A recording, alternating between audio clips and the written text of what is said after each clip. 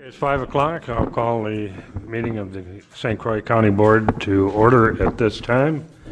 And first item will be invocation by Chaplain Sackett. Everybody stand, please.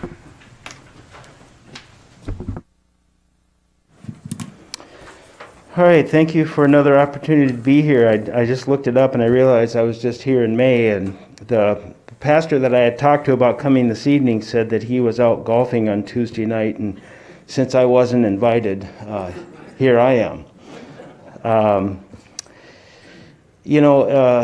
Just coming past July 4th weekend, I got a couple of books years ago that people had given me about the background story of the men that signed the Declaration and who they were and the kind of lives they lived. And it always strikes me every single year, I get goosebumps thinking about when they signed that Declaration, when they ratified it, what they did was they put their life on the line, and whatever they had before, they lost it all.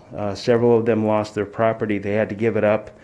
One of the stories is one of the men joined the army, and when the British soldiers had taken over his home, he brought a cannon and fired the first shot into his own house to get the British, because they had confiscated his property. And when I think about what it meant to them to say that they would pledge their sacred honor and even their lives, they certainly did. And here we are 246 years later, just trying to resolve our own day-by-day things, realizing that most of what we decide on doesn't cost us everything. It doesn't cost us our property, it doesn't cost us our family, and it doesn't cost us our lives. But Jesus said that it does. And the disciples that Jesus raised up certainly did the same thing. To believe in such a cause as the Patriots did in the independence of the United States, and to believe in a cause to follow Jesus as Lord and Savior, it always has a price, and it costs everything. And Jesus said it was. He didn't make it as though it would be any kind of a fun trip. So as I come here, I think, what about government office? What have you given up? What does it cost you when you run for office and get elected? Some days it does feel like you've just put everything out there, and people constantly contact you that you're not doing enough for them. Or in some rare cases, they might say, you're doing too much for us. We need you to slow down and not do so much. But some days you may feel that way. But the theme for all of this, I think the Bible makes it clear, is that our greatest effort is put on for the better of others. And Jesus called it perseverance. That's what the disciples had, that's what the founding fathers had, that's what the patriots, that's what every soldier that goes out to fight for our nation and for our freedom, and for everybody who serves and gives of themselves. Perseverance is extremely important. And here we are, persevering in a pandemic, persevering in radical changes here and there throughout our country and even locally. I'm given just a minute or so to pray, but sometimes I feel like I should just stand here for 30 minutes and just keep praying for at least half an hour, because we could all use at least that much prayer. I do want you to know that the people that I work with and work through in ministry around the area, they do pray for you people, you men and women here in this government office often. So it's not just once a month when you meet that you get this prayer. You get this kind of prayer on a constant basis. With that, let's pray. Our Father God in heaven, we do thank you that our nation every year can point to a date that represents our independence. And so much has been made of what is good and bad about our country lately, and what needs to change and what doesn't have to change. And the people here in this room tonight, they wrestle with those same things month by month after every meeting, whether it's in their committees or in the large meeting. Decisions have to be made, and the pressure is on. And sometimes just sticking your neck out for a cause can cost you an awful lot. I know the Lord Jesus certainly knows what it means to stand up for a cause, and persevere with everything he had. He laid everything out for everyone. And for that, we are thankful that someone knew how to sacrifice himself for all of his brothers and sisters, for everyone who would ever believe and follow. Jesus gave everything he had. And we're thankful for that. We're thankful for the people of this country, that for 246 years plus, people have given everything, their lives and their fortunes, to maintain a freedom that we have today, to be able to assemble at this time in a place like this. So I pray for the people here in this meeting tonight, and continue to pray monthly, constantly for them. In Jesus' name, amen.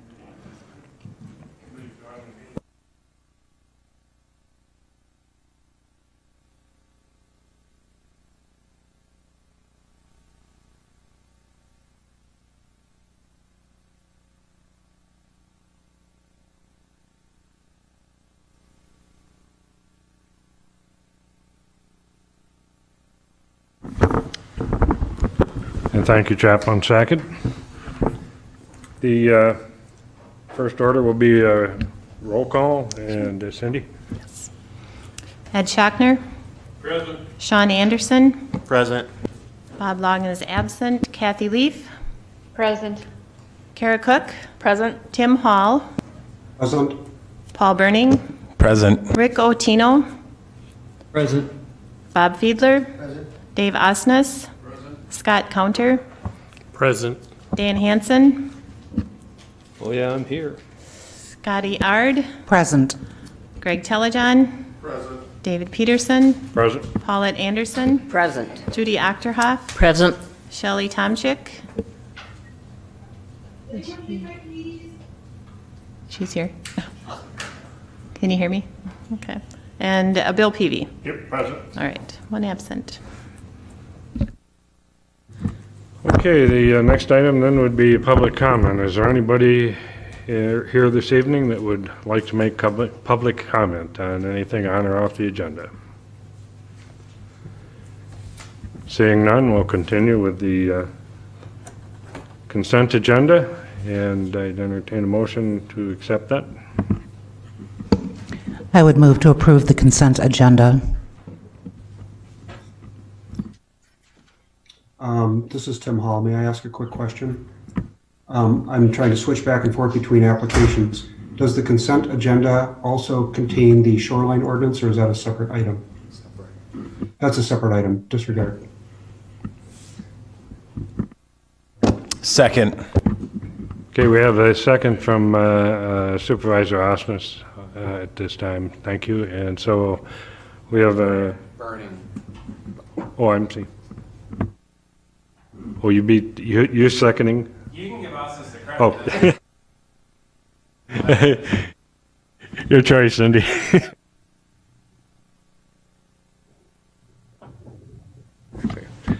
So, any discussion? Then we'll vote. All those in favor signify by saying aye. Aye. And opposed? Carries unanimous. Thank you.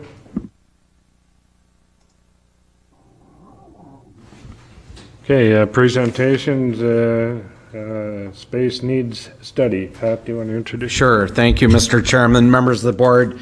In 2019, the County Board of Supervisors approved the work plan for county administration, and one of the goals and objectives of that work plan was the completion of a long-range space needs plan for the Government Center campus in Hudson, Wisconsin, and also a review of the needs for the service center in New Richmond. And so over the past several months, county administration, working closely with the facilities director and all department heads and elected constitutional officers, went through a series of meetings with the architectural and planning firm Klein McCarthy, which has done a very extensive review of projected space needs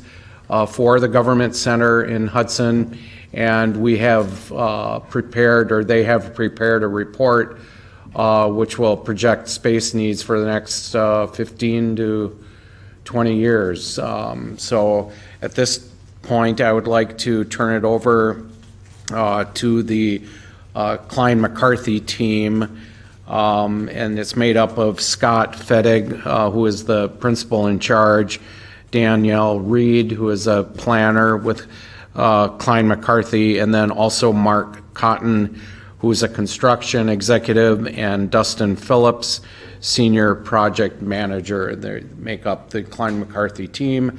I've asked them to try to limit their report to approximately 30 minutes, so hopefully we'll be able to accomplish this. It's a very thorough, extensive report, but it's well done. So, Scott, take it away. Thanks. Thank you. I'm Scott Fettig with Klein McCarthy Architects. I just want to give a little bit of an intro and expound upon what Pat was talking about.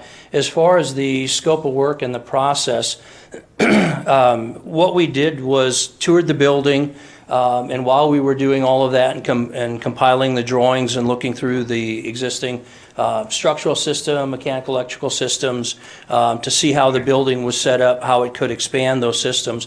While that was going on, we had issued department head questionnaires. So they filled those things out and basically surveys back of what their current staffing is, what they projected for future, how many filing cabinets they have, where they should be located in the building, who they should be located next to. So we gathered all of that information and put that into spreadsheets. So when you see the items tonight, we did not do a detailed space program of every single room for every single department, but we looked at their department and looked at whether they should grow by 5%, 10%, and things of that nature. What was missing? What would that square footage be? So there's a lot of detail tonight, but we don't want to portray that this is a final solution with that. Once we had the questionnaires, we sat down with the department heads and went through that with the administrative staff, including Pat, Ken, and Jim Ellsbury, so that we could go through and really analyze that to sift through what were maybe needs versus wants and those kinds of things. So we sorted through that, and then from there we developed that spreadsheet of what each department needed, where they should be located. Really what we were looking at in initial thoughts were, do we take all the non-judicial functions out of the courthouse and move those to an administrative building, or do we keep everything together and just expand on this same campus and have it contiguously located? So those were really the solutions. Do we build to the north? Do we build to the south? And what you'll see tonight is the solution that we came up with was actually to keep everything together and do most of the expansion to the south, a little bit to the north. So I think what you'll see is 4 different phases tonight. And then we've got Croix Anderson that will put together the cost estimates and go through those. So with that, I'll turn it over to Danielle and Dustin so they can go through and they'll tackle it. I think the best way to understand it is to follow the report, but to go through it phase by phase, so you can start to get an idea just how those go through the next 20 years of construction and planning. Thank you, Scott. Thank you, Scott. I am sharing my screen here. I just wanted to mention that we will be following along here on the computer.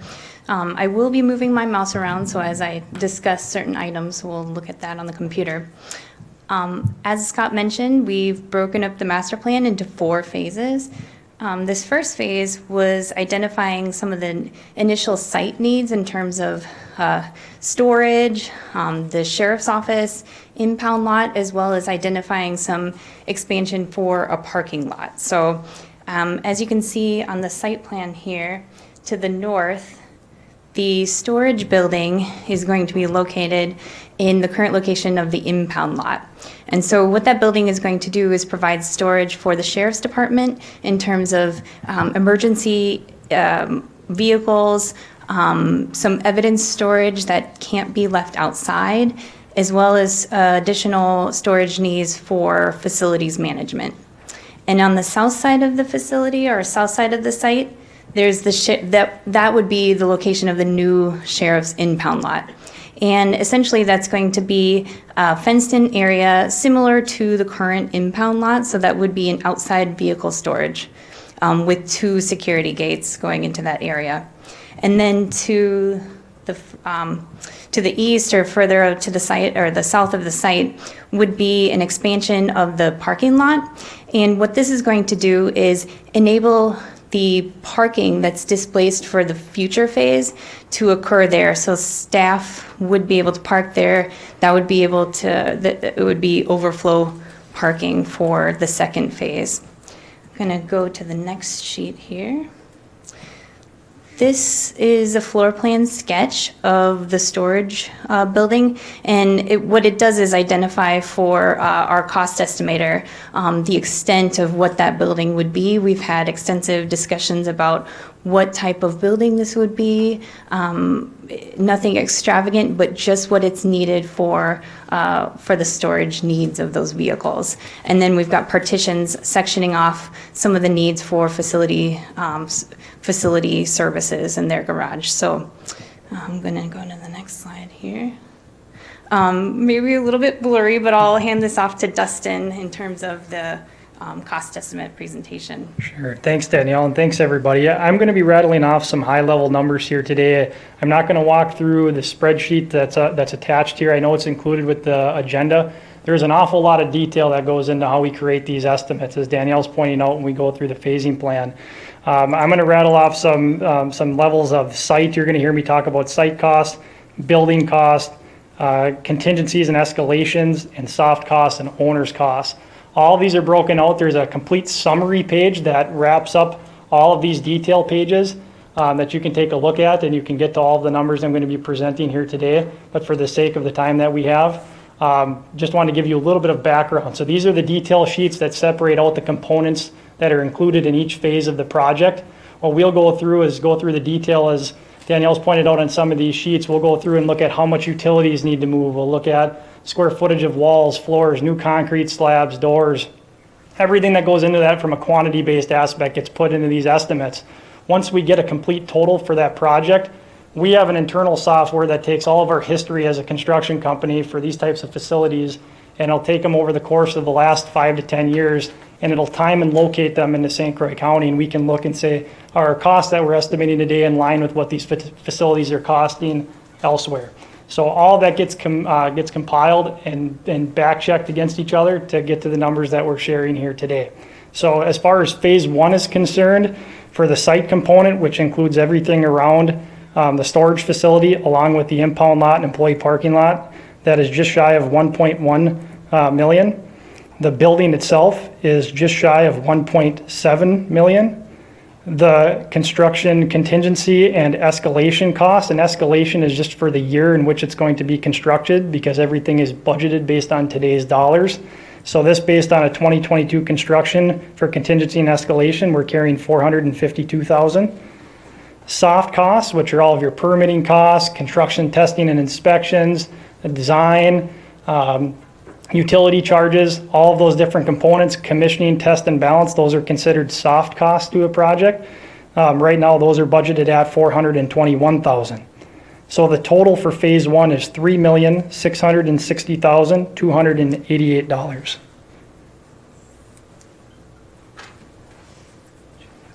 right. Let me see if I can get this back.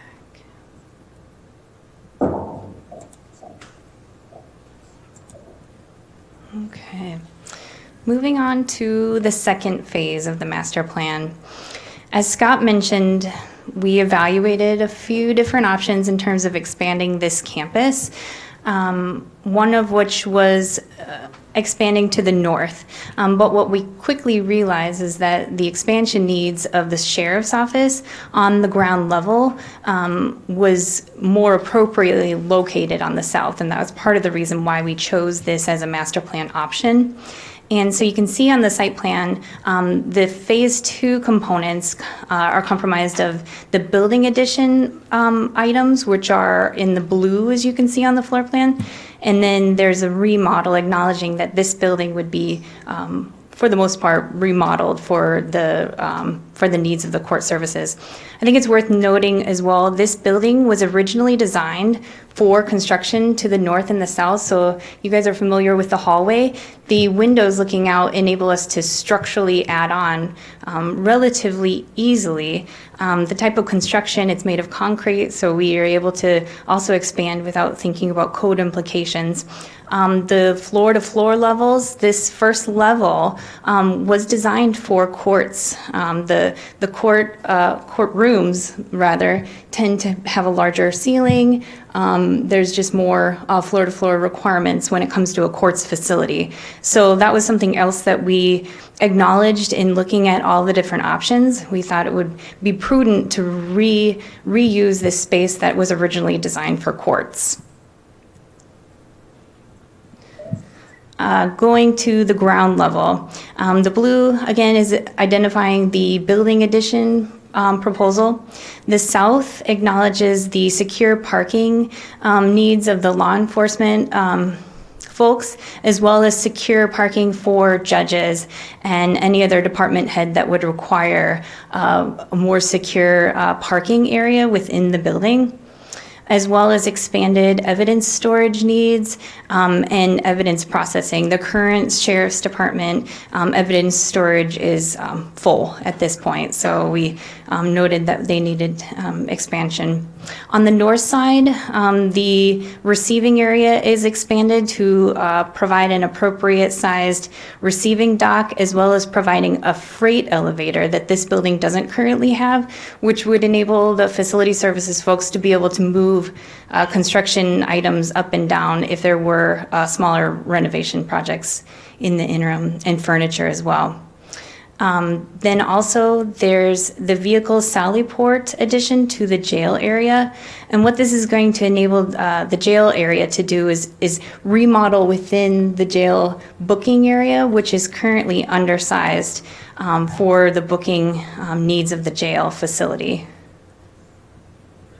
And the next page is the ground level. Again, showing the pockets of remodel within the existing building, renovations within the booking area, and the major need there is increase of holding cells for the jail. So as they bring arrestees in, having a place to hold them, in light of COVID, I think it was really clear that the Sheriff's Department needed an increase of holding cells in that area as well. And then some remodel within the Sheriff's Department to provide additional patrol and training and evidence storage. Going up to the first level, you may have noticed that if you've looked at the plans, we are proposing to revise the public main point of entry. And the primary reason for this is so that there'll be one location where folks can come to, and whether they're going to the administration side of the building or whether they're going to the court side of the building, they'll be able to enter in the front door and then evaluate which way they're going to go. So there'll be an adequate screening area within this new lobby area, enabling that whole existing area to be court services. The land services would be located on this floor. So we've got community development, county clerk, treasurer, and register of deeds, as well as, of course, restrooms and conference rooms that would be required for public service. The north addition would provide the child support department. And then this level would be remodeled to essentially mimic what the second level of this building is right now. What that would do is give courts 3 additional jury rooms with an appropriate sized family court hearing room, with the associated judges' chambers, jury deliberation, and clerk space. The jury assembly area would be a dedicated space where assembly could be. You wouldn't have to compromise using the boardroom or a larger conference room space, it would give you that ability to do overflow. If you did have a board meeting that had more than what the boardroom could handle, you'd be able to use the jury assembly room for that overflow as well.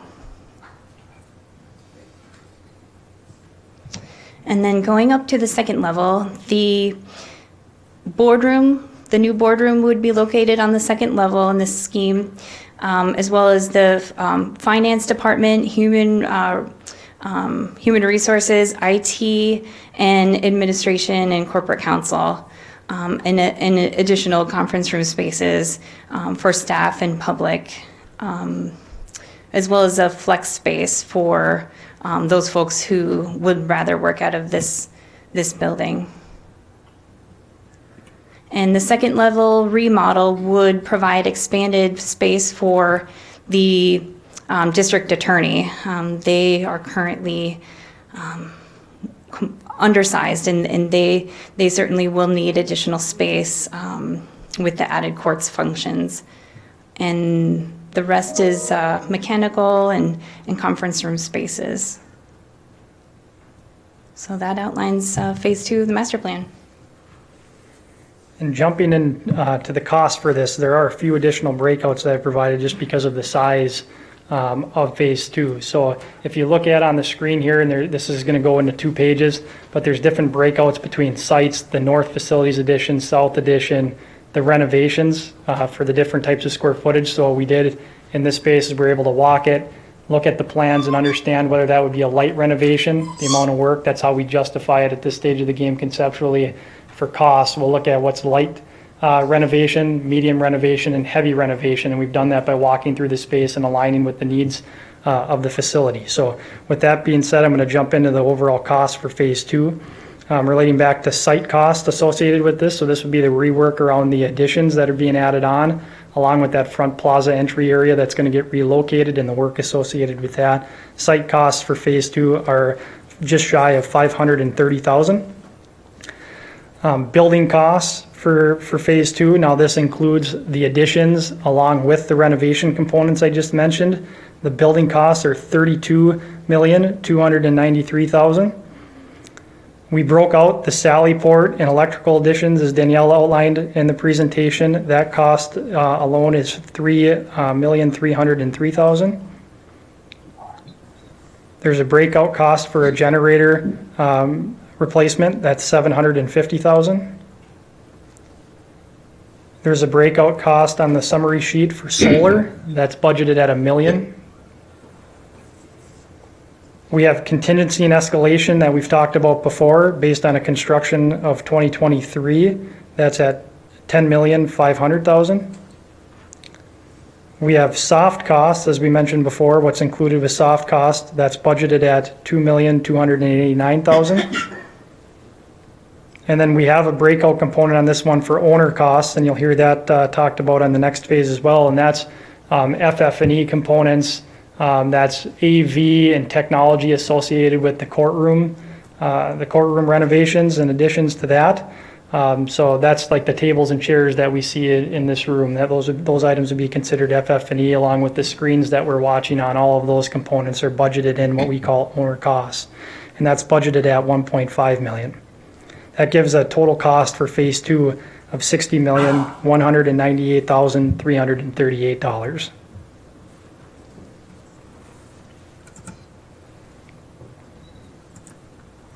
I can just scroll. And this is the page 2 that gives another idea or a continuation from page 1 on heavy renovation, the structured parking, and the jail renovations in Sallyport. So.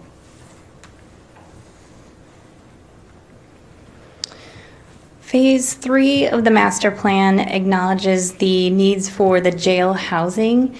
The original building, or the original site, was designed with expansion in mind. So moving the jail expansion out to the west seemed like the most appropriate location.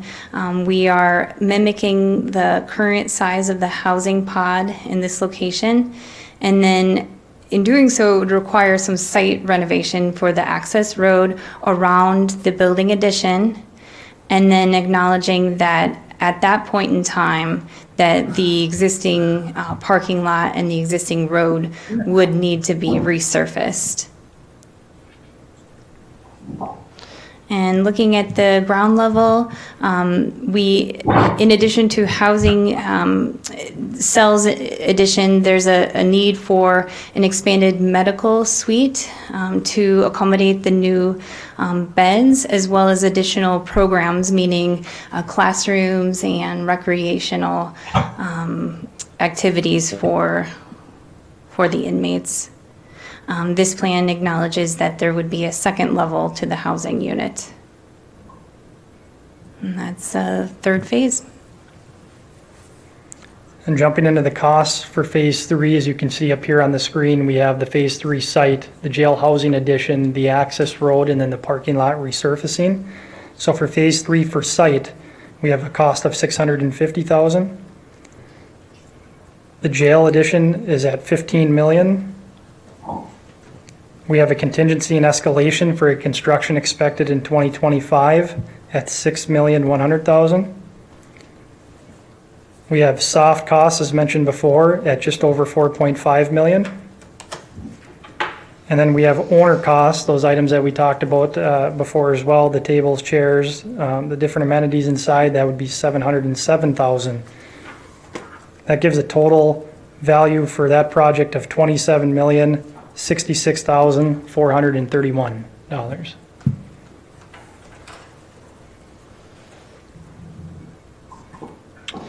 The fourth phase is acknowledging, as Pat had mentioned, we did evaluate the service center needs, and upon evaluation determined that they will need an expansion. So we provided a site plan here, noting that there is space on the current site in New Richmond.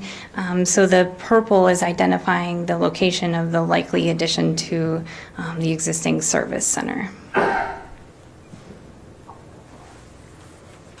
And for Phase 4, we have a breakdown here just related between the site and the addition itself. The site costs are just over $92,000. We have a building cost of just over $1.1 million, with a contingency and escalation of just over $750,000, and soft cost at $416,000. That gives a total cost for Phase 4 of $2,399,817. Whoa. Okay.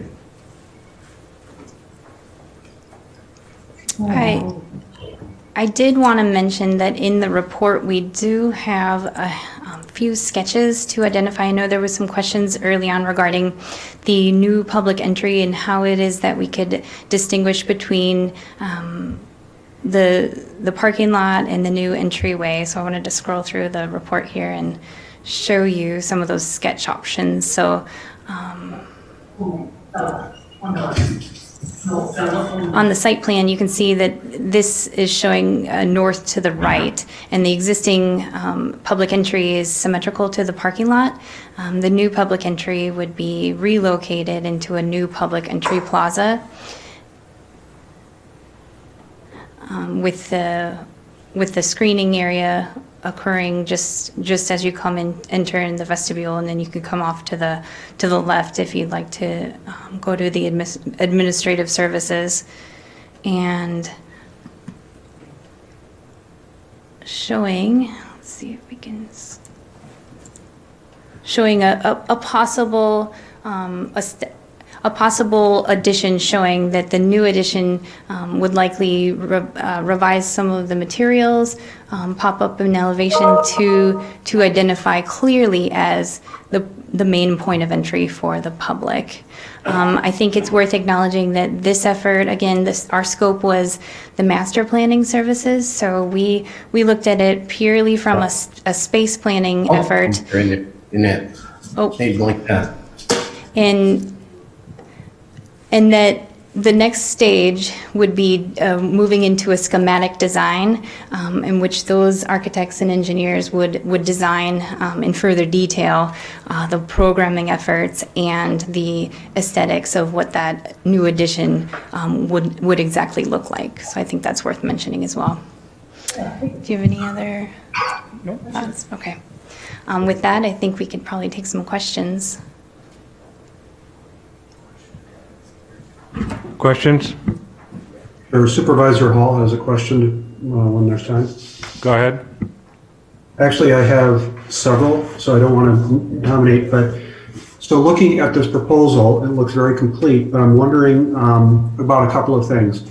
The impound lot would be placed very close to some fairly marshy ground at that part of the site. And I'm wondering, was it considered to have the impound lot at one of our other facilities, like the Highway Maintenance Department that was just recently built out, if there would be better to put that sort of vehicle collection there? I'd be concerned about toxic fluid runoff like gas, oil, petroleum products, anything else getting into the groundwater in that area. Hey, Tim. Yeah. Jim Ellsbury here. How you doing? Good. How are you? Good. As a matter of fact, we did look at that. One of the reasons why we have it located here, we'll answer that part first, is because the sheriff goes in and out quite often to check the vehicles that come in for an investigation.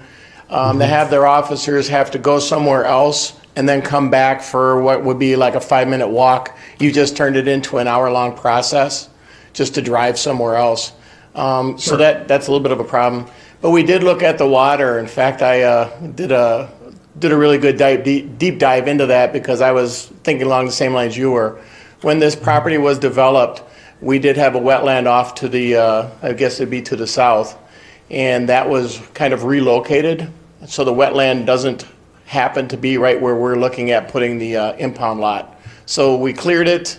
We've got plenty of room there to do it, and there wouldn't be any runoff going into that area. As you know, we do kind of keep the area surveyed for any kind of damages. If there's a vehicle that comes in that is leaking something, we take care of it right away. So we did look at those. Yeah, good. What about sightline remediation? So this will be right in one of the newer development areas, right across from some apartments going up in that area. What are we doing to block sightlines, if anything? So on the impound lot part? Yeah. Okay.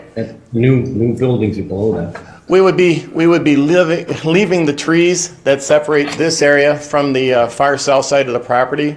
And then the other thing we would do is also, we've got a fence that we're looking at. So when you go past the tennis courts, you don't see in. We'd be doing the same thing with this fencing here at the impound lot because it does draw attention that we really don't want to have, so. Okay. I just got sort of a random list as I was going through the packet, getting ready. So some of these should be pretty straightforward. One of the questions I had is we're making assumptions on jail inmate population increasing. Have we factored in whether we would be looking at an increase in the Huber at Home program or drug diversion courts to get maybe some of the less violent or safer people out so that we could basically have them at their homes paying for their own upkeep rather than the county having them in this jail? I think the sheriff and the chief deputy were involved in discussions along with the jail captain. And so I believe, Tim, that a lot of those programming issues were factored into the requirement. I think that this plan calls for an addition of 80 cells, 80 bed capacity. So the law enforcement, public safety group was very involved in this discussion, and I am sure that was factored in to their projections. Okay, I'm getting to the end here. I don't notice, or I did not see a visiting area for inmates' families. Is that part of the plan? I haven't been to the jail, so I'm not sure if there's one now. I just didn't see it specifically called out. So Tim, a lot of that is done through a video now. You can reserve time so you can do it video, and then we also have places where you can't come do a face-to-face, but it's preferred to be video, especially now with the COVID. If we had a big area for visitors to come in, it would be sitting here empty. and people would end up doing it from a Zoom meeting or whatever from home. So I know that's one of the ways that they're handling the issues. I do know that it's been a comment to me from some of my constituents that they do feel that, you know, since some of the inmates can be at the jail for lengthy periods, having a visiting area is A, cheaper for the inmate because they don't have to pay for access through the video system, and B, you know, they really like to see their relatives and loved ones face to face. So I do think we need to make sure that we have that provision there for those who want and need that. Yeah, that's certainly something we'd take a look at. Okay. Finally, you know, two things. One, again, this will be concentrating a lot of government and county services and jobs in Hudson, which is good for my district. But I'm wondering about, you know, are we missing an opportunity to provide some economic revitalization to the eastern part of our county and the northern part? Oh my God. That would be very well appreciated. Well, Tim, I live on State Road 128, so I know that my town appreciates me being here. So we do, even though we live out in the community, we're still part of the east side, as you say, so. Okay. And then last thing, I'm sure that we'll be discussing this, but just back of the envelope, we're around 100,000 people in St. Croix County. Say we go up to 150 by the time this builds out.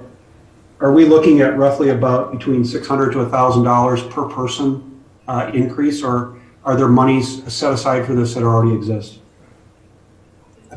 The 4 phases of the project would be bonded for in probably the same 4 phases, and I think we're trying to look at our existing debt capacity and factoring in when some existing debt will be coming off of the rolls, and so Ken Witt is doing an analysis of how best, if this project is to proceed as projected, how we would best fund it, but it would be a series of bond issuances that would cover the financial part of this project.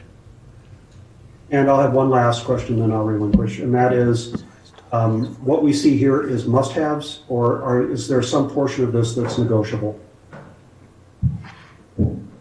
This is our best estimate, Tim, at this point, and a lot of sweat has gone into this in terms of crunching the space requirements, and so I wouldn't say it's a heavy wish list. It's a pretty serious needs analysis. There's not, based on my review of this, there's not a lot of fluff or fancy space, and really all it is we've tried to build out the square footage based on what department heads are projecting their needs are. Now this, I will add, this was done pre-COVID and, pre-remote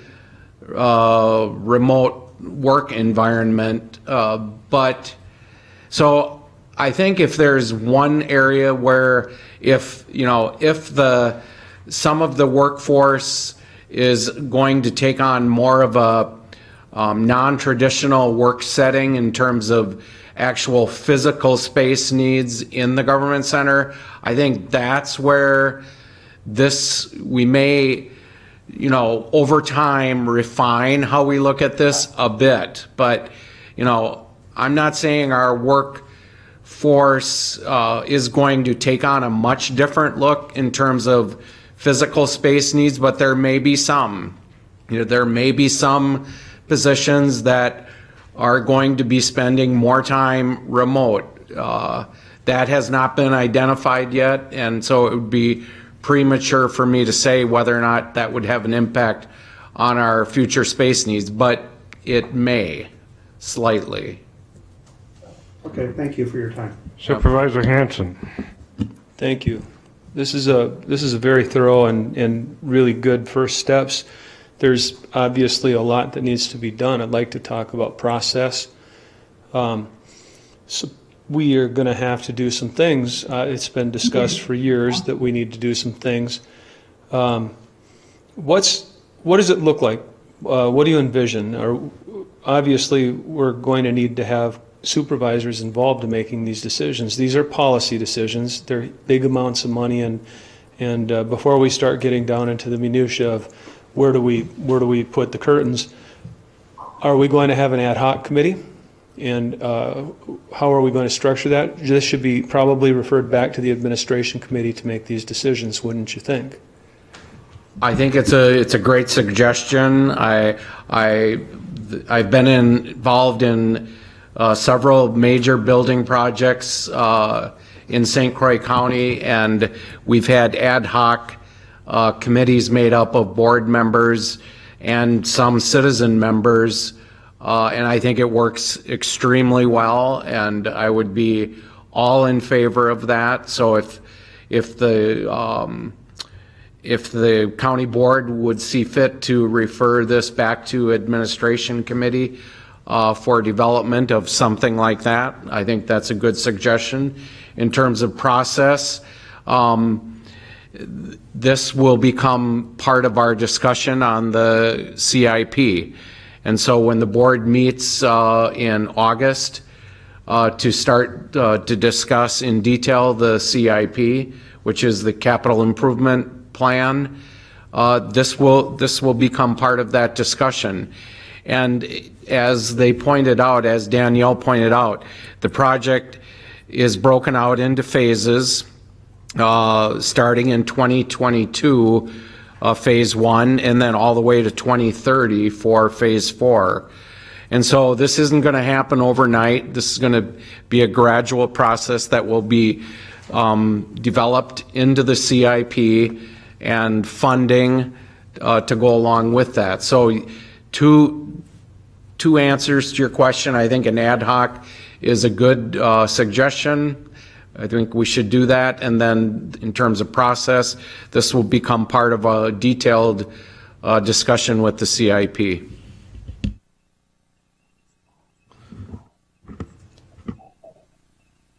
Questions?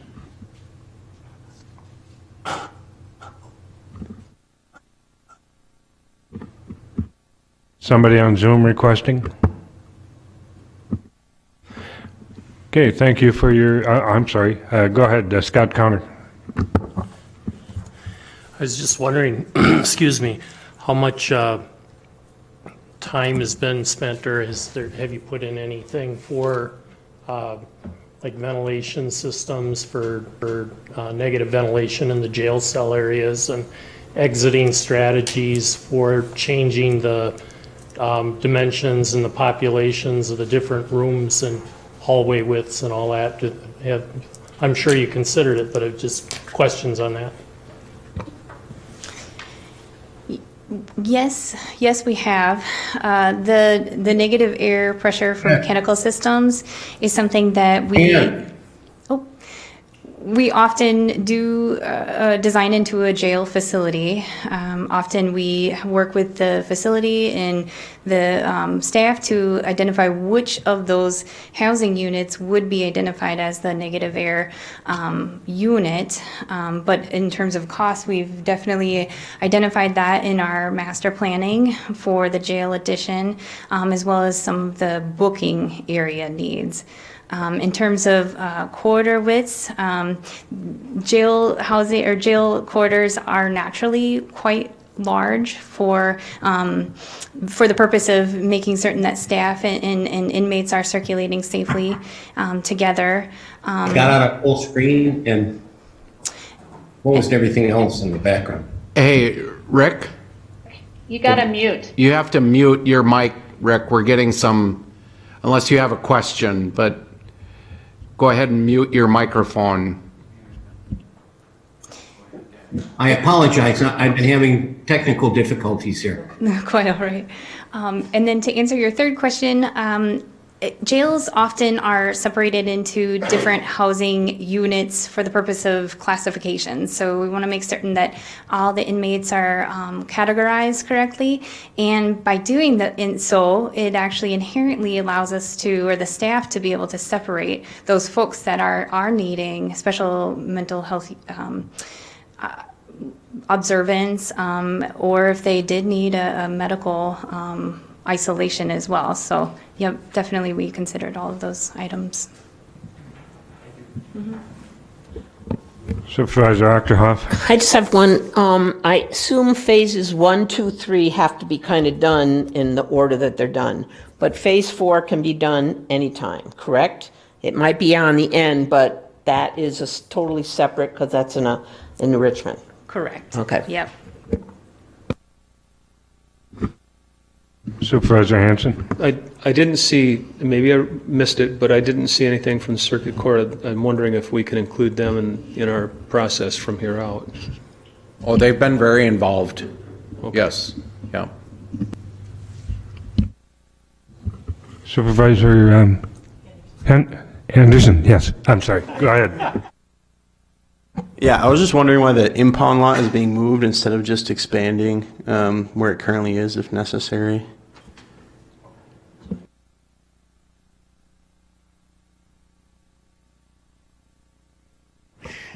So to answer your question, you have the sheriff departments on the south side of the building and you have facilities on the right side. So if we didn't take that space, then I'd be going over to the south side to get all of my equipment.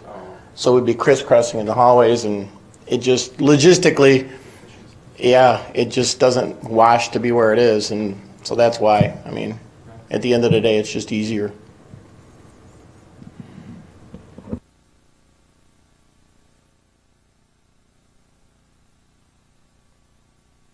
Any other questions? I had a quick question. I'm wondering, Pat was talking about the age of COVID and working remotely. I was wondering, I just want to make sure it's considered audio in some of these conference rooms, video screens, because sometimes we know the challenges with hearing you all sometimes when we have people in virtual spaces. So just making sure that we're considering that in the age of a lot of people working remotely and having meetings like this. Yeah, that's a really great question. And I think that's why you'll see in those soft costs, the numbers are substantial. And for that reason, there's a lot of costs involved with furniture, with technology, microphones, and monitors. So the cost estimate has acknowledged, especially the courtroom, needing a lot of the AV that a courtroom needs. Thank you. And to build on what Danielle had said, I just went through and did a quick total. Just in those owner costs, those items for televisions, AV, a lot of those costs, that's just over 2.2 million in the estimate. Supervisor Hall? Just real quick, going to the question about the negative pressure, I thought of too that a lot of people will be in confined spaces in jury deliberation or in the cells. Are we looking at a sterilization, like a UV sterilization for the HVAC system?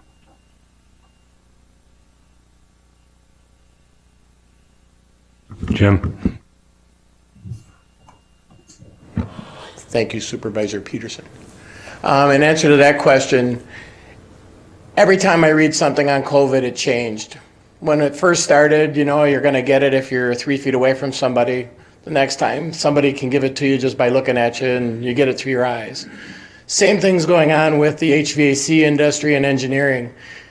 People are saying, UV, this is great, we got to do it. But then on the other hand, UV hasn't been proven to be the #1 way to take care of the problem. There's a bunch of different science that's going on right now because this is evolving so fast. And I'm listening to the World Health Organization, I'm listening to CDC, I'm listening to engineering, and to be honest with you, there is not a clear-cut path that anybody's going to stand behind and says, yes, this works. So as part of this phasing goes along, everybody's getting smarter, and the technology is getting better, the engineering is going to be growing. We'll have a vaccine at some point. There'll be a lot more knowledge engineering-wise to design a building that'll actually handle all of these different things. So to answer your question, no, we're not looking at UV. It's great for cleaning coils. I'll be the first one to give you that. But as far as doing anything else, I haven't seen a bunch of white paper on it that really makes sense to plan in there and be solid on. So that's why we stayed where we are, Tim. Okay, thank you. Anybody else who has not had opportunity? Supervisor Otino? Supervisor Otino, go ahead. Thank you, Chairman. Going forward to 2030, what kind of impact is this going to have on the property taxes in the county? As it is right now, we're way over what I think it should be at 5,200 a year. So that's a concern. I think we're building a Taj Mahal here. Well, yeah, this won't be the Taj Mahal, Rick, and we're going to do a very diligent job of trying to phase in the cost and to try to minimize the impact on the tax levy. Ken, do you want to add anything more to that? We understand that this is a huge project, but it's also something that needs to be discussed. And so my closing comments on this presentation is that this was the very first exposure to this project for the County Board of Supervisors. Staff has been working on it for 6 months. And so this is the very first discussion on this project. There will be a lot more going forward, and so we're not making any decisions tonight. It was basically to let you know that the administration listened to the board when you made this part of our work plan for 2019-2020, and so we're completing a task that was asked for, and I think it's one that needed to be done. We as leaders of St. Croix County need to prepare for the future, and that's what this plan will do. But I hear you loud and clear, Rick, on the impact to the tax levy. Thank you very much. Okay, so there will be ample opportunity for input. Yes. So at this time, then I think that we'll. Who is I have one question. Okay, Mr. Supervisor Burning, go ahead. Oh, Shelley, go ahead. I'm just wondering what was the reasoning or basis for choosing the number of additional cells? That we need 80 more? That's a question for the sheriff's office, but they did their best projection based on, pre-COVID, our jail was near capacity. Pre-COVID, it's not now. So, when we first started this project, the jail was almost full, nearly full. And so some of the stuff that's happened over the past 4 months, though, has had an impact on the jail census.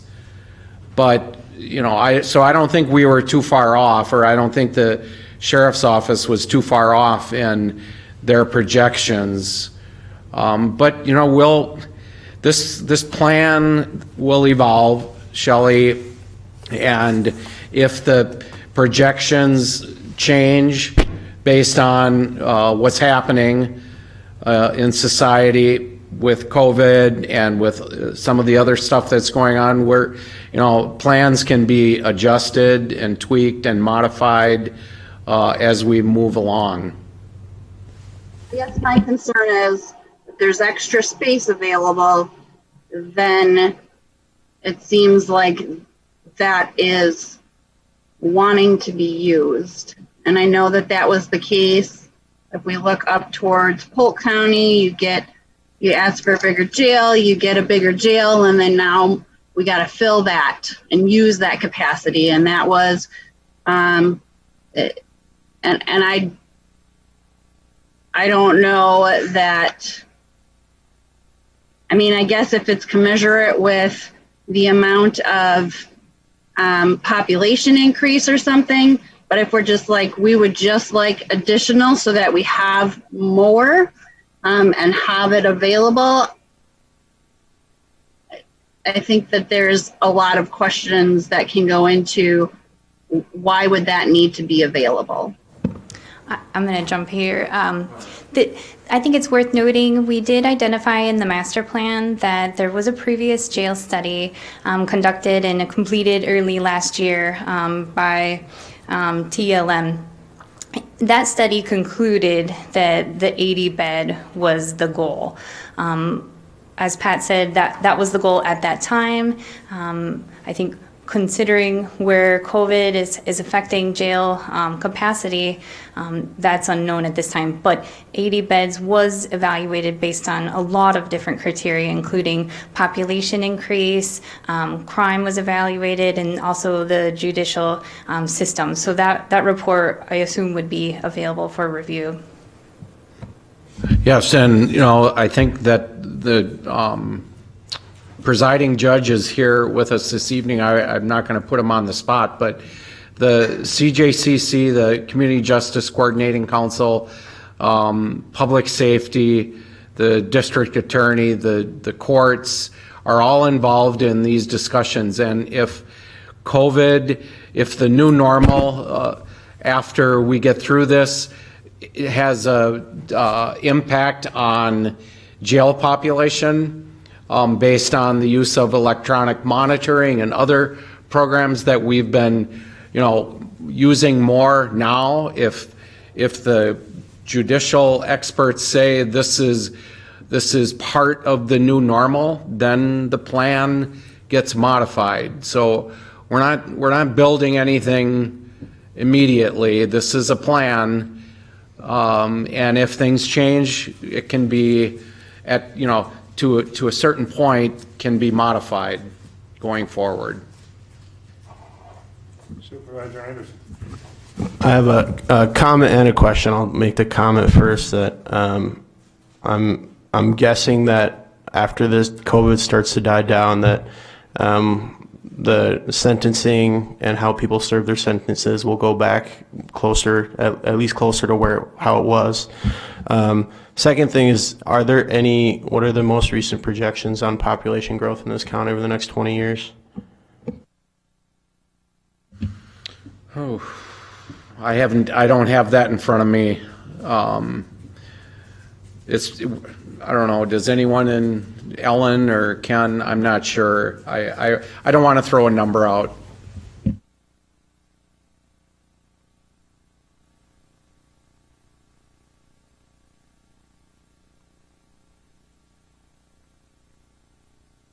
Good question, though. Thank you.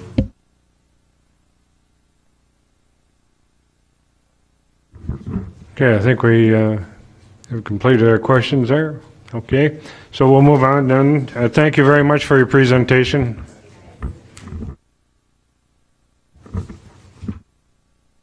The administrator's report.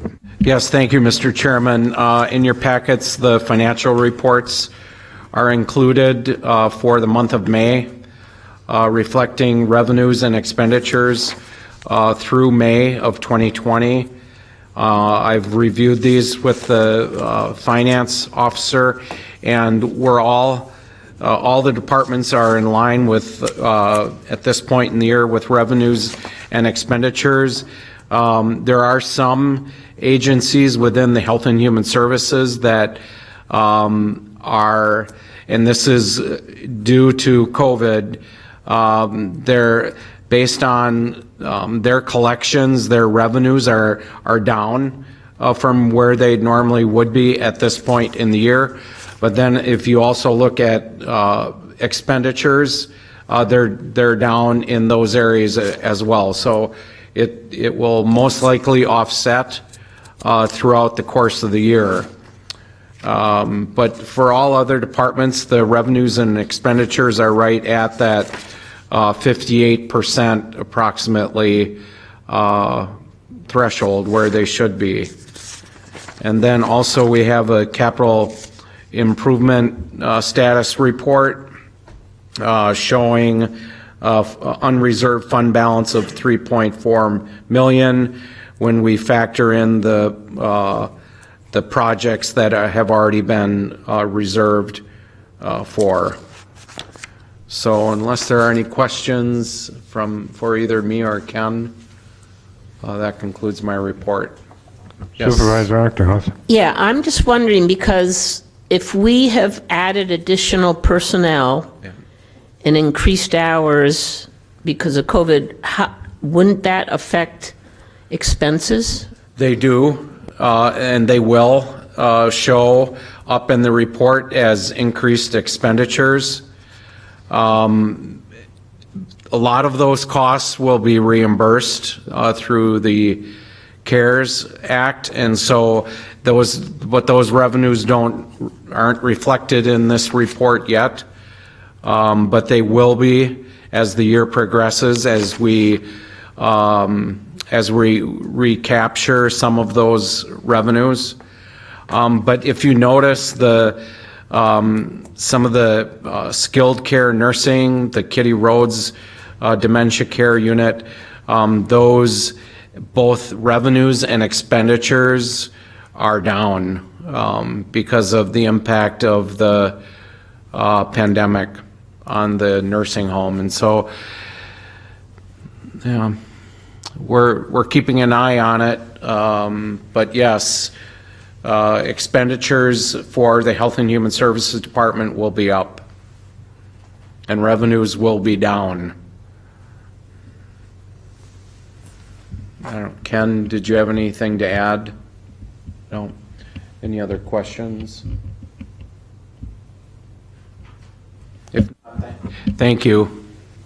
Thank you, Pat. Yeah. Okay, we'll proceed to the business items then, and the first one then would be ordinance repealing Chapter 17, sections of the code ordinance, Shoreland Overlay District. And you want to introduce that, Pat? Supervisor Hanson, well. Mr. Chairman, if you will, please. Go ahead.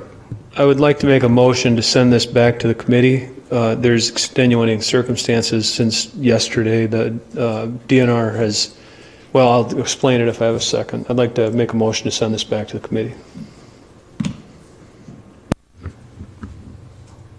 I'll second. Second. Okay, we have a second. I believe that was Supervisor Crook, was it? No. Okay, Supervisor Achterhoff. Okay. Go ahead. The explanation is that we thought this was ready, and then we got a memo from the DNR expressing a couple of concerns. Our corporation counsel expressed a couple of concerns about the concerns, and we need to send it back to committee so that we can get it right, and we'll bring it back to the county board when it's correct.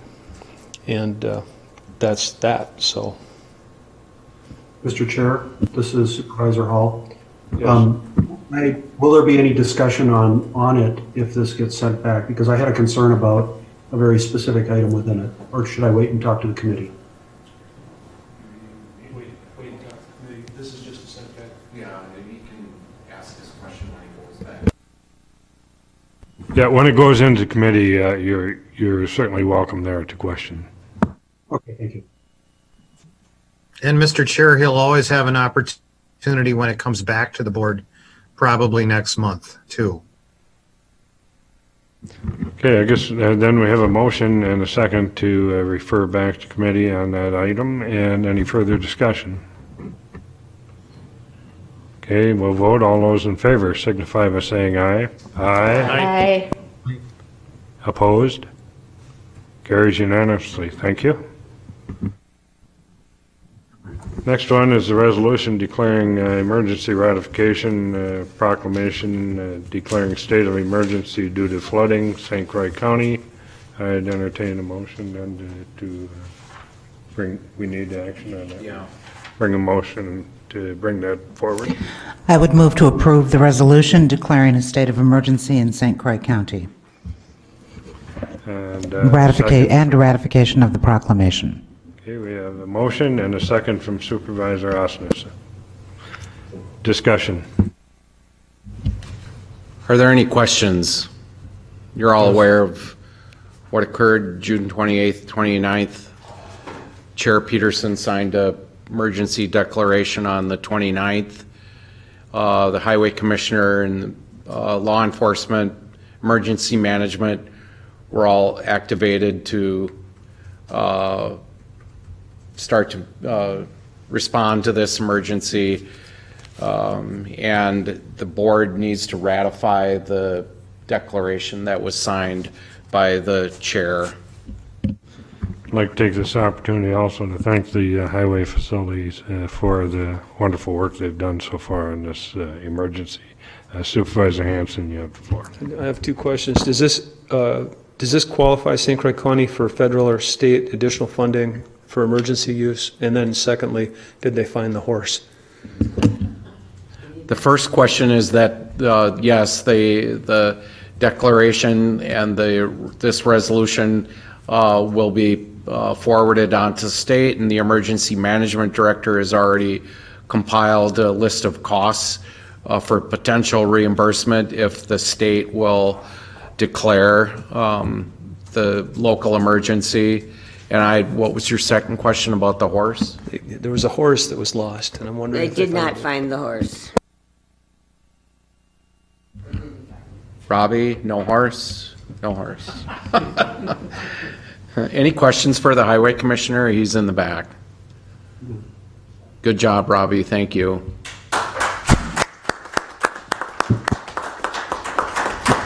Supervisor Hall. Supervisor. Just real quickly, is the emergency passed? How long do we anticipate that this will be required?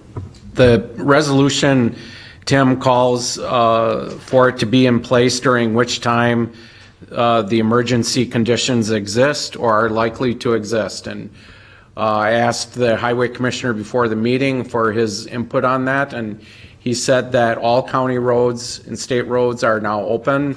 There are 2 town roads that are still closed or partially closed, and one will remain closed for an indefinite period of time to repair a bridge that was damaged severely. So to answer your question, I think that this declaration will stay in place for now.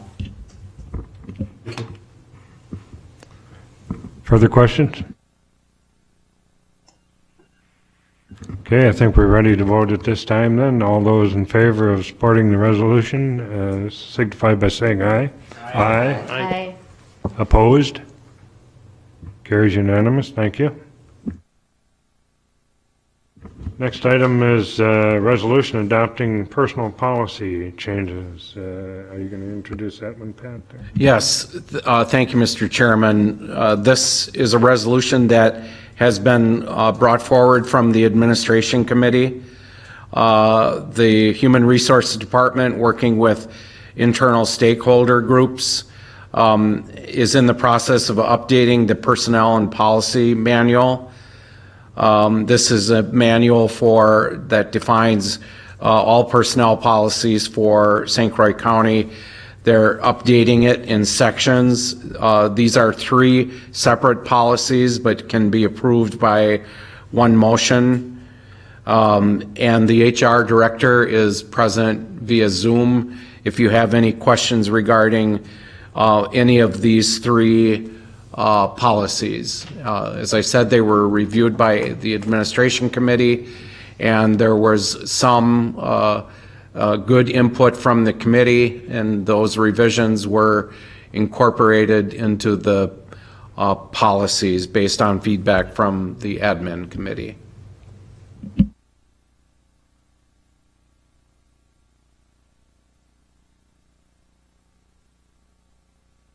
Yeah. There's not a motion yet. So I'll entertain a motion to bring this forward. I'll make a motion to bring this forward, adopt the resolution as presented. Okay, we have a motion by Supervisor Cook and second by Supervisor Hanson. Discussion or questions? I had a question. on the second one, remote work. Are there some minimum, and maybe I missed it, minimum staffing levels for people that need to be in the office? Because there's certain departments that, such as human resources, I would think, where people that, need to be sort of in-house to take questions from people that may be working. It's some of the things we need to discuss with the HR issues you probably would rather do in person versus remote. Yeah, so Tara, can you, go ahead. Yep. So each department head it's up to them to determine how they can still effectively meet the needs of the organization and or the employees. And if they can do that by allowing remote work, then they can allow that. But if they feel they need to have staff on site, then the staff should be on site. So each department head needs to manage that in a way that continues to allow for 100% work productivity and 100% services being offered. And I think, isn't there a provision in there now where if work isn't being produced effectively by working remote, there's ways to manage that? So some people just can't work remotely, and get their work done. Absolutely. It's not an entitlement to all employees. This is something that can be offered. But again, if doing this does not allow services to be provided that need to be provided, then it's not something that will be allowed. Does that answer your question? Okay. Yep. Thank you. Further questions? Seeing none, we're ready to vote then. All those in favor of the resolution of adopting the personnel policy changes signify by saying aye. Aye. Aye. And Aye. opposed? Carries unanimously. Thank you. Next one is a authorization, resolution authorizing transfer of property to the city of Hudson. And I'd entertain a motion for that to come forward.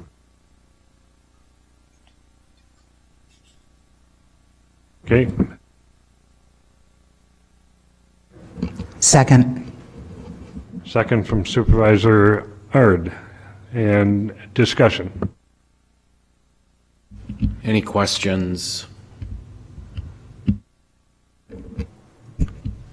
Supervisor Octorop. I assume this is going to make the intersection a whole lot better and safer. That's the whole purpose of this. Good. Yes.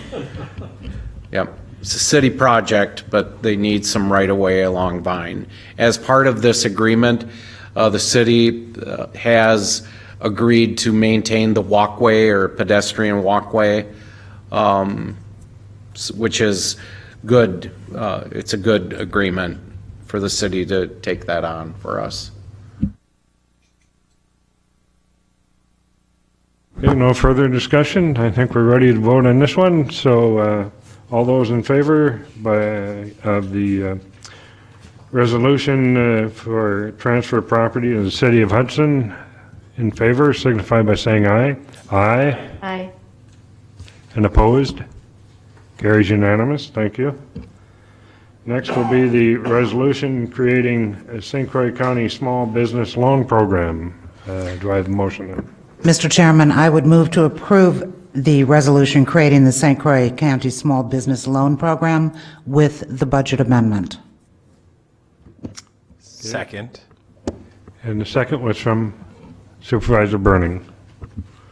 Okay, discussion, questions?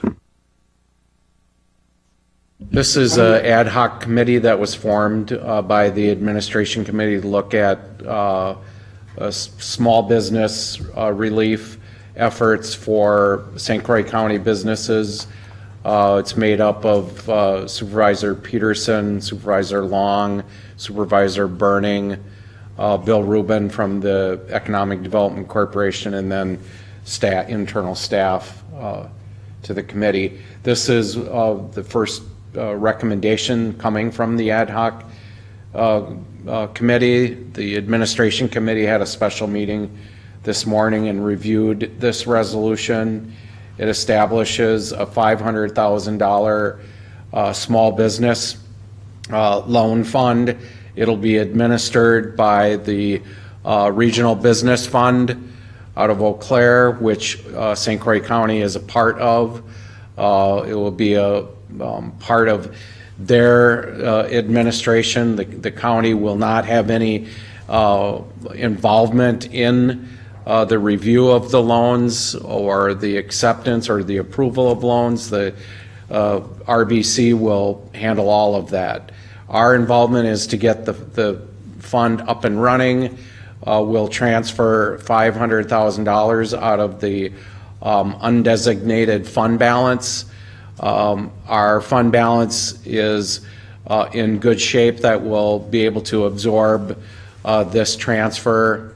Eventually, as the loans are repaid, those funds will come back into the undesignated fund balance, and as you all are aware, that eventually lends itself to funding the CIP. So this is a recommendation coming forward from both the ad hoc and the administration committee. And I don't know if Supervisor Burning or Supervisor Ard or Peterson have any comments. Yes. We have had so many businesses, as many of you know, and have been contacted by business owners in St. Croix County who are truly struggling. The absolute wonder of proposing a revolving loan program such as this is that it is 0% interest, there is no prepayment penalty. This is exactly the type of help that our businesses need, especially our very small businesses. So many communities also work with the Regional Revolving Loan Fund. New Richmond does. It allows businesses to take a loan at a very minor amount of interest to recreate their building facades, or a homeowner to put a roof on or fix up their home. In this case, we're truly stepping forward as a county to help our small businesses. 0% interest, you can't get that from the federal government or any of the current programs that are available through COVID. So this is really putting a hand out to help our businesses up, and very little risk involved in this, because these owners are not going to throw away the opportunity to keep their businesses going. Supervisor Hanson? Hopefully, we'll deplete the 500,000 pretty quick. Are we going to be willing to put more money into this?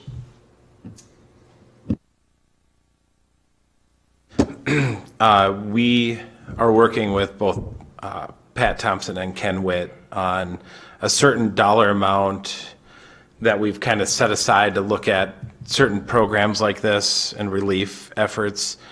We're starting with $500,000, and the reason we're starting with this amount is we looked at some of the other counties and they didn't quite have the traction with even less money. So we're starting with this. We thought this would be one that we can get out here. We can really copycat what some of the other counties have done. And it was fairly quick for us to turn this one around compared to some of the other things we're discussing, which are going to take some time. And so that an additional $500,000 for this in particular, maybe, but we're going to take it one step at a time with this. I would just call attention to the, I think we're lucky to have an organization like West Central Wisconsin Regional Planning Commission to provide a framework with the Regional Business Fund for us to, the scaffold for us to build on at a time like this. And if Lynn Nelson was listening, I'd tell her thank you for being there. Yeah, it's a good point, and she was very helpful. Bill, Ruben, and Ken had a conference call with Lynn, and yeah, you said it all. Thanks. Supervisor Burning. So if I can, yeah, a lot of credit to Ken and Bill for the amount of homework they did on this particular piece of it. We got a flat rate from the RBF, the Regional Business Fund, to administer and underwrite this particular program. So when the money gets repaid, it will go directly back into St. Croix County. And whatever the board wants to use that for. But anyway, it was a good deal. Supervisor Toljan. Yeah, is farms eligible for this as a business?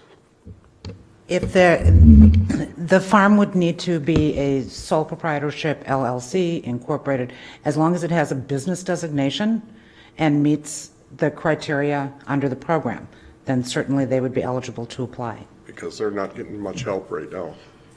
That's very true. Go ahead.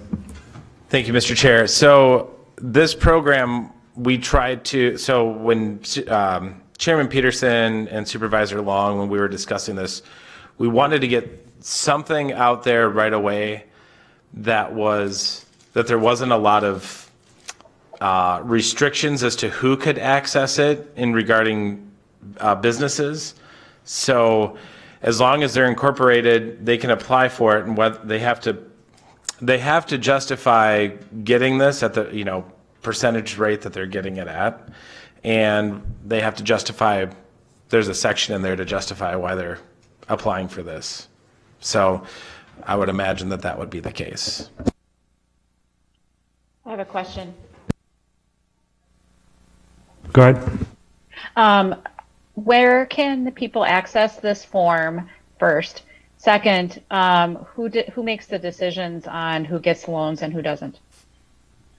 The second part to your question it'll be administered through the RBC, the Regional Business Fund, the RBF. So they have a loan. This is what they do, and they'll have a loan committee set up. We're not going to be involved in that. Oh, no, I knew that part, Yeah. but I was just wondering. And then the first part of your question about how are we going to get the message out, that's we're tasking our new PIO with that. And he's now at the podium. Go ahead, Adam. Adam. Yep. Thank you. So all of the information will be available on the St. Croix County website and the WEDC website. So the form will be available there, as well as instructions on how to fill out the form and how to qualify. So we will also be sending this information to the local municipalities, as well as the Chamber of Commerce throughout St. Croix County, and we will be promoting this through our social media channels. Perfect, thank you. Thank you. Supervisor Achterhoff. Yeah, I think this is great, and I have no complaints about this. This is wonderful. My concern is I know that the state was offering certain businesses, I believe it's closed now, $2,500 of a grant. So they would not have to repay it. And I'm wondering if it's been looked into, what would help certain businesses more, a grant or a loan, or giving them an option. Obviously, any business is going to want to take the grant rather than a loan, but I don't, is it, but what's going to help a business continue better? Supervisor Burning, would you address that, please? Yeah, so we deliberated on this for quite some time, and we came to the consensus that we wanted to get something out there that was not already offered to a certain segment of businesses already, and that was what we were kind of looking. I mean, that's what we were looking at, was mimicking that. The monies that were already distributed from the CARES Act through the CARES, right? CARES program. And we thought, well, that segment of businesses had a chance over a couple of weeks, and then a week extension, and then a week extension, and I think another week extension. And at one point in time, I believe prior to the second extension expiring, before the last extension was put in, there were 367 businesses in St. Croix County that had taken advantage of that program, totaling about, I'm going off memory here, $967,000, I believe, is what was applied for, and I don't know if it was all granted or not, but that's what was applied for. So that's close to $1 million. And the criteria for that was 20 employees or less and $1 million in revenue a year or less. And so after taking time to consider these options, we thought, let's get something out there for everyone to be able to take advantage of. Let's make it so that we're not just taking $500,000 and shoving it towards the people that already got something, potentially. And there's a whole myriad of loophole or, hoops, not loopholes, but hoops to jump through. And I mean, a grant was just far more complicated to get out right now. So is that still on the table?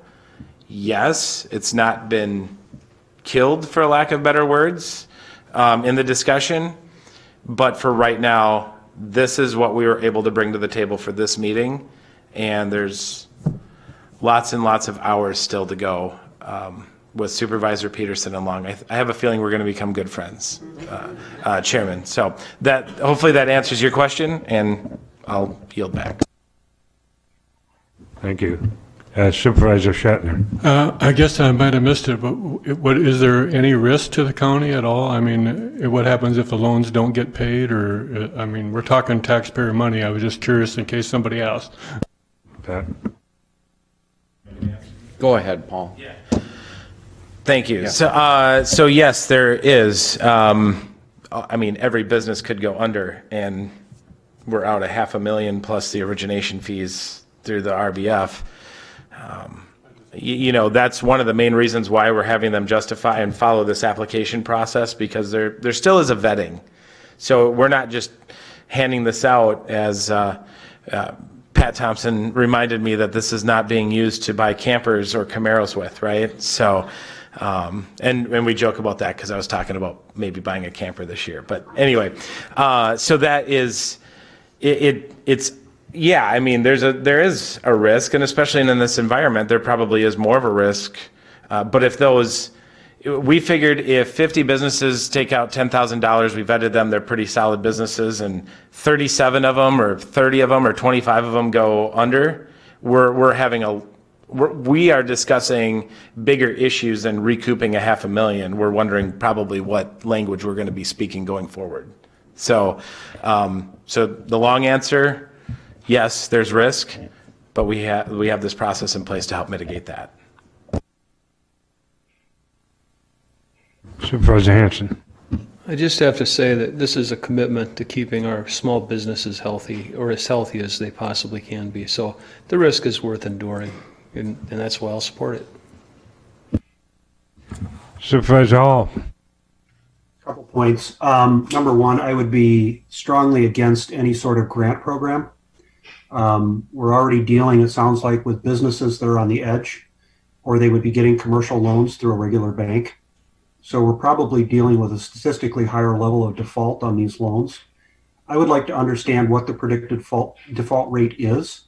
I would also like to know that these are for-profit sole proprietorships and not nonprofits or political or religious affiliated organizations getting the money. So if we can answer those questions, I would probably be in favor of it. But I think we also have to keep in mind, this is the taxpayers' money. We are giving it to businesses. And if I'm a taxpayer, I would be asking, why don't I get a tax rebate instead? Supervisor Burning, would you like to address it? Yes, anybody have any ibuprofen to start? No, I'm just joking. So yes, absolutely. I totally agree with your last sentiment there. This is taxpayer money, and why wouldn't we do a rebate? So as we had discussed in the meeting, we're not finished with this. There's a lot more work to do. This was something that we could get out there right away to help these businesses that are struggling. So the default rate, I mean, we're not the actuaries on this. The county is not. That's why we're using the RBF. So we're going to rely on them because they deal with this from a funding perspective all the time through our economic development corporations when businesses go to them for money. I guess to answer your question regarding why aren't they going to a commercial bank to get money, a lot of these businesses probably, just from experience, banks don't just hand out money to businesses either. And so a lot of these businesses are leveraged already and being shut down or mostly shut down for 2 months with no revenue. I had somebody approach me and say, if a business can't handle 2 months of being shut down, then they shouldn't be in business. But in any business venture that I've done or any of my business partners have ever done, and people that I know that own businesses, they don't put into their business plan and go to a bank, hey, I might not have revenue for 2 months. Is that cool to take out a loan?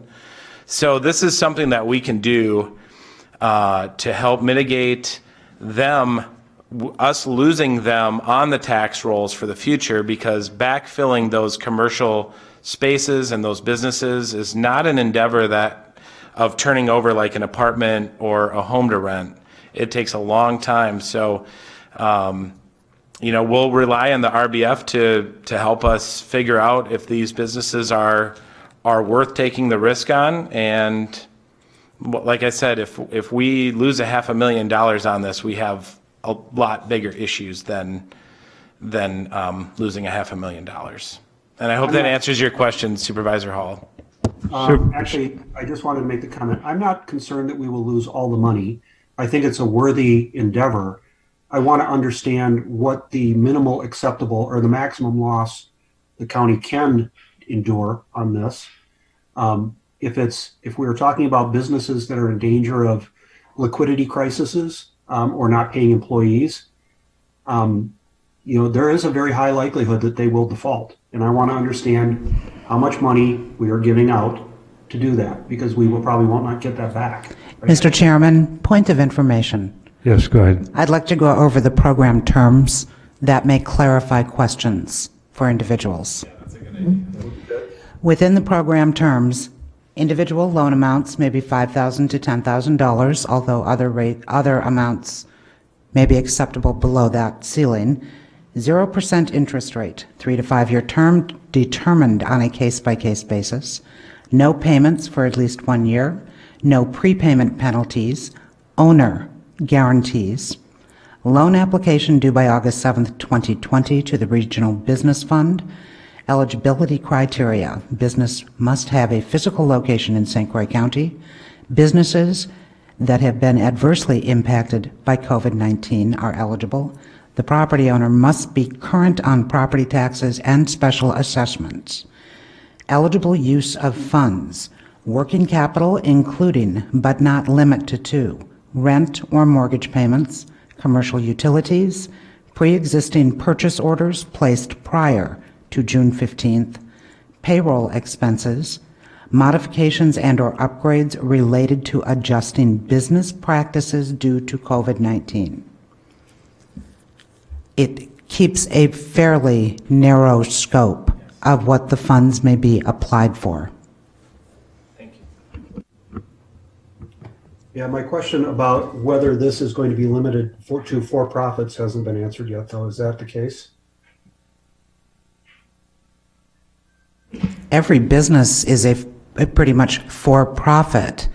So, if a 503C or a 501C come in and request this to keep their operations going for say a 501 or a 503C would be they would be working with RAP money under COVID-19 currently. So there would be no reason for them to apply for this type of a funding source.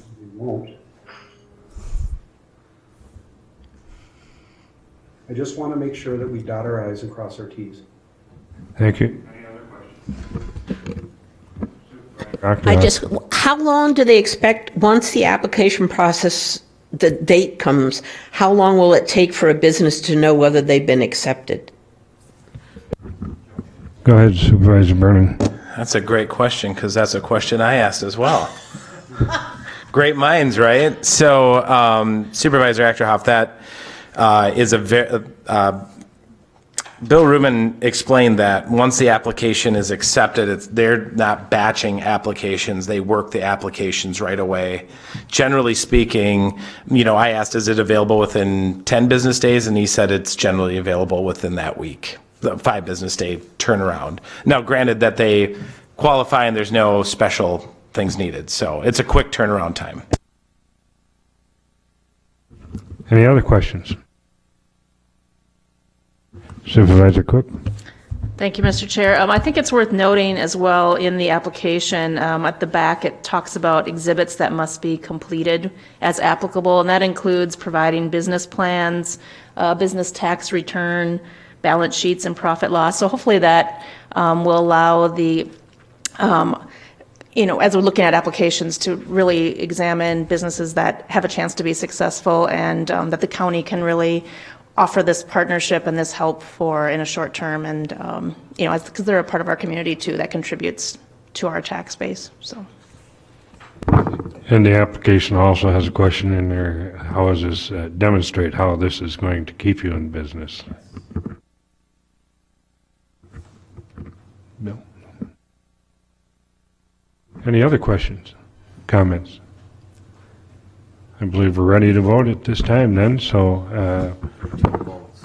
and we'll do a roll call vote because this requires 13 votes to pass. It is an amendment to the budget. So, Cindy, when you're ready.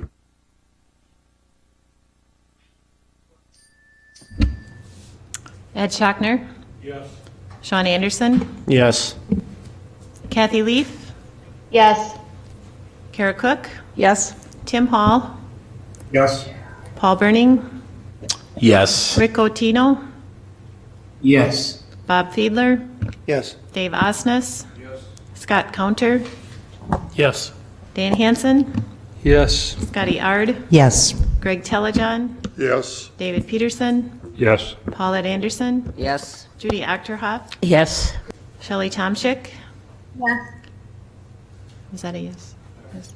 Yes. Okay. Bill Peavy? Yes. Thank you. Passes. Okay, the motion carries. Thank you. At this point, then, we'll proceed to the, there are no annual reports, department reports, so request for future agenda items, and then we'll go back to the closed session. Future agenda. Supervisor Ackroff. Yeah, for future business items, the next meeting, I would like to have some idea of what this COVID situation has, I don't know if the right word is cost the county in regards to extra employees I've had to hire, and in regards to overtime, have we looked at compensating? I realize salary people get a salary.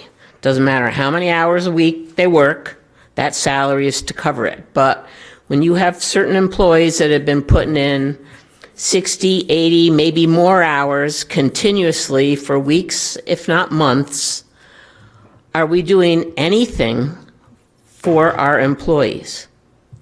And I would like, that a discussion of that next month. Yes, Supervisor Achterhoff, I had planned on presenting something at the next administration committee meeting, and if they approve what's brought forward, it'll be brought to the county board at our next meeting, and it's exactly what you're referring to. Thanks. Any others? Okay. I'm sorry, Mr. Chairman. Supervisor Cook. Okay.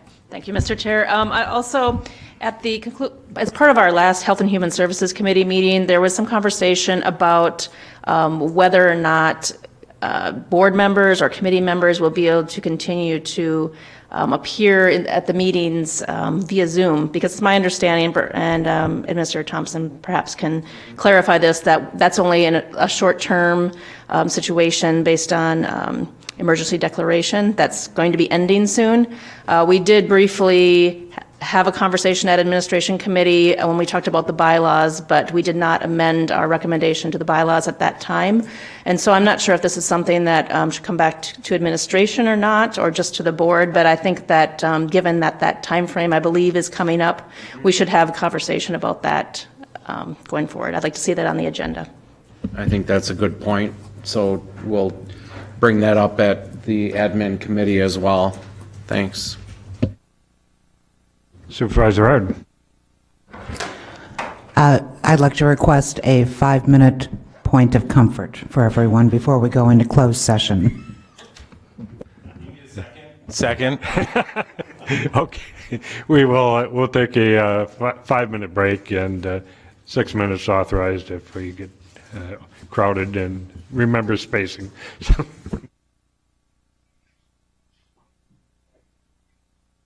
Supervisor Hall, go ahead. I'd like to add a couple of items for next month's agenda. One would be a review of the progress on the draft ordinance that's being done for COVID. Where is that? What is the status? And then secondly, a review of the state of emergencies that are in place. Are they still needing to be in place, or do we proceed without? Okay, we have that. Any others?